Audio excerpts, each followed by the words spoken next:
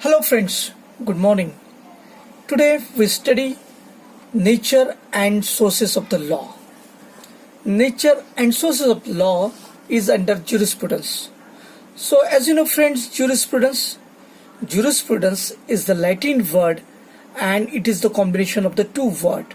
That is, juris is one of the word that means a law, and prudence means the knowledge. Prudence is derived from the word prudentia. It means knowledge. So, knowledge of the law means jurisprudence. In another word, it is the art and science of the law.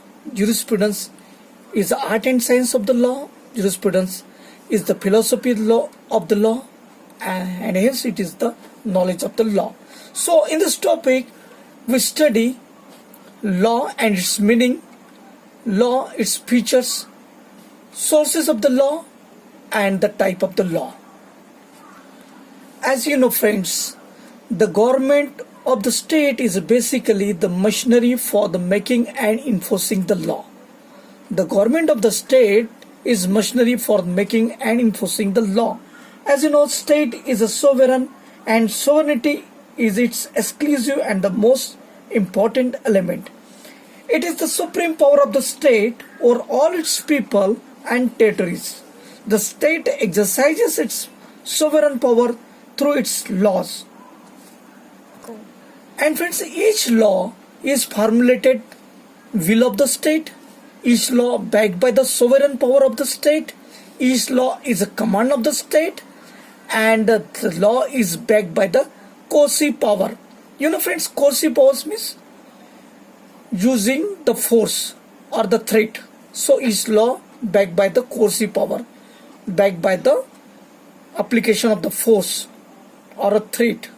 So every violation of the law is punished by the authority, punished by the law. Now friends, we are coming to the meaning and definition of the law. Being as a law student, anybody can ask you what is meaning of the law and definition of the law. So law is derived from the Teutonic word lag.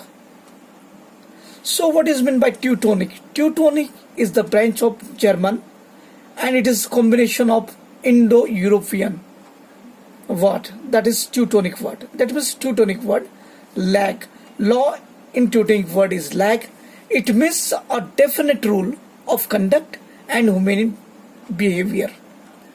So in the another word, law is a uniform rule of conduct equally applicable to all the peoples of the state, prescribed and regulate the general condition of human activity in the state. Now friends, we are coming to the definitions given by the renowned jurist. The jurist John Austin giving definition of the law is that law is the command of the sovereign, and it is the command of the superior to inferior, and force is sanctioned behind the law. So according to the Austin, law is a command. It is just like the military rule. Law is the command of the sovereign, and it is command of the superior to inferior, and force is sanctioned behind the law. And another definition is given by the Holland is that law is a general rule of external behavior enforced by sovereign political authority. Law is a general rule of external behavior enforced by the sovereign political authority. In simple word, law is a definite rule of behavior which is backed by sovereign power of the state. Now friends, we see the features of the law, that is the nature of the law. Law is a general rule of human behaviors in the state.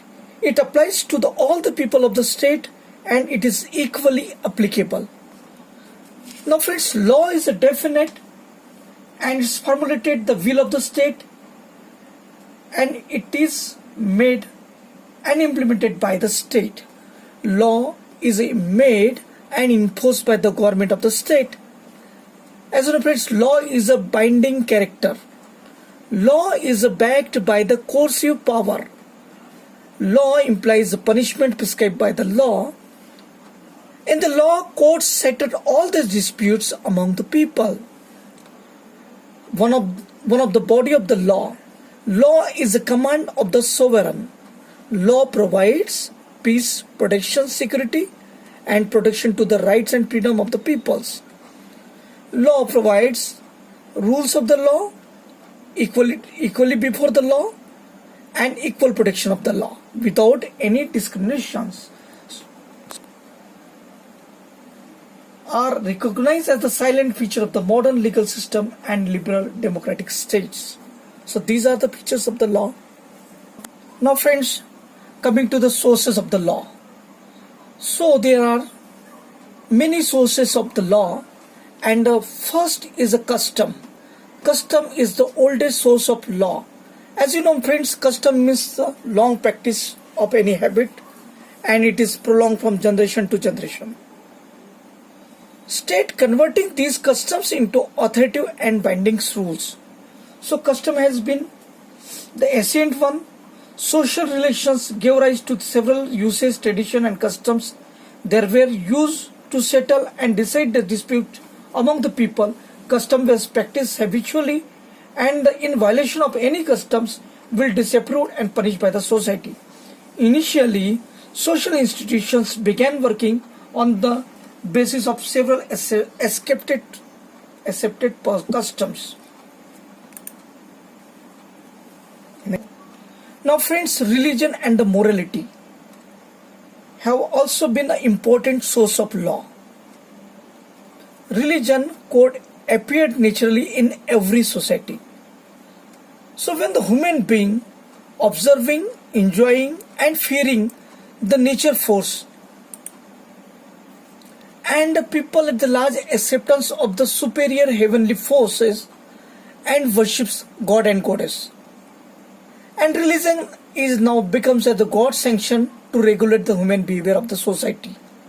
So when there is a fear and hell, and there is possibility of the fruit of the heaven, the religion prescribed code and conduct, and state convert these several moral rules into the law.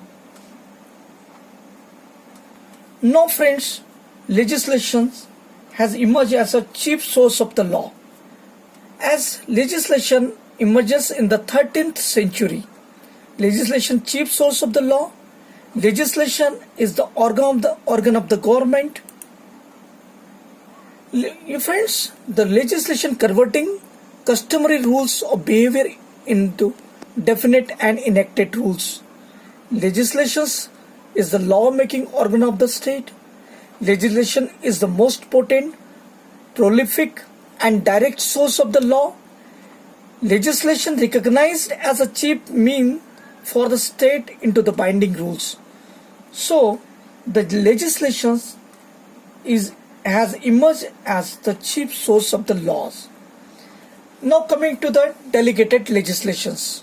The fourth most important sources of the law is delegated legislations. As you know friends, there is a pressing reasons for the delegated legislations due to the paucity of the time, lack of expertise and demands of the lawmaking.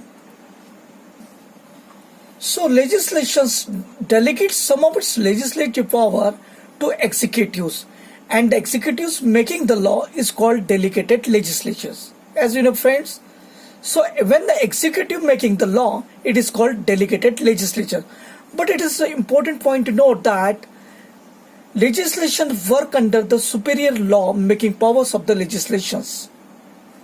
So legislatures delegate some of its legislative power to the executive, and when the executive making the law, it is called delegated legislature.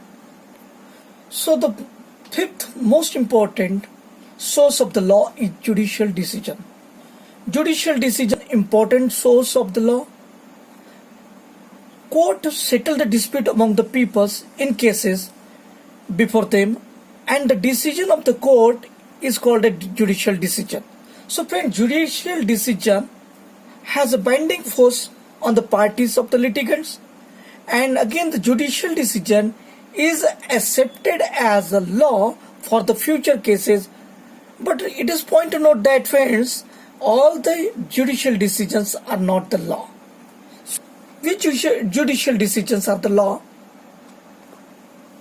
When the judicial decisions given by the apex court like a Supreme Court and High Court, which stand recognized as the court of the record and becomes as a judicial decision of the law. Now friends, coming to the important source of law is equity. Equity means fairness and sense of justice. It is also source of the law. Equity provides relief to the aggrieved parties and decision perform function of laying down the rules for the future. So equity, nothing but the equality before the law and equal protection of the law, means the fairness of the law. Now the seventh one is scientific commentaries. The works of eminent jurists always includes scientific commentaries. The jurists not only discuss and explain the existing law but also suggest the future possible rules of behavior. They also highlights the weaknesses of the existing law as well as the way to overcome these. Interpretations given by them help to judge, to interpret and apply the law to specific cases. So the work of the jurists like Blackstone, Evidice, Wade, Phillips, Sirvai, B.P. Ray, D.D. Vasu and others have been always a high esteem by the judge in India. Scientific commentaries, jurists always help to development and evolution of the law and constitute the sources of the law. Now friends, we try to understand the type of law through this tree diagram. So types of law, there are two types of law. One is national law, another one is international law. As you know friends, national law is the body of the rules which regulate the action of the people in the society, and it is backed by the coercive power of the state. And the international law is built international relations. International law backed by the willingness and consent of the state, and international law not backed by the coercive power. Now friends, the national law is of two types, another constitutional law and ordinary law. Constitutional law is the supreme law of a country. It stands written in the constitution of the state. The constitutional law lays down the organization, power, function and interrelationship of the three organs of the government. It also lays down the relationship between the people and the government as well as the rights, freedoms, fundamental rights and duties of the citizen. Can be called the law of the laws in the sense all the law making in the state is done on the basis of the power granted by constitutional law. Now the ordinary law. Ordinary law is of the two types, private law and public law. Private law regulates the relations among the individual. It lays down the rules regarding the conduct of the individual in the society and his relation with the other person. While as a public law, as you know, the law which regulates the relation between the individual and the state. So public law is of the two types, general public law and administrative law. In the general public law, it lays down the relation between the private citizens, non-officials or who are not the members of civil service, and the state. So the individual person and the state relation is the general public law. And as you know friend, administrative law it lays down the rules governing the exercise of the constitutional authority which stand delegates by the constitution of state to all organs of state. It also governs the relation between the civil servant and the public and lays down the relation between the civil servants and the state. So in some state like France, administrative law is administered by the administrative court and general law is administered by the ordinary court. However, in the countries like India, Britain and USA, the same courts administer both the general law as well as the administrative law. So friends, I hope you understand the meaning and definition of the law, sources of the law and type of the laws. So again, you have to see and watch the video again and again to mug up these points which is very important for you. Thank you very much.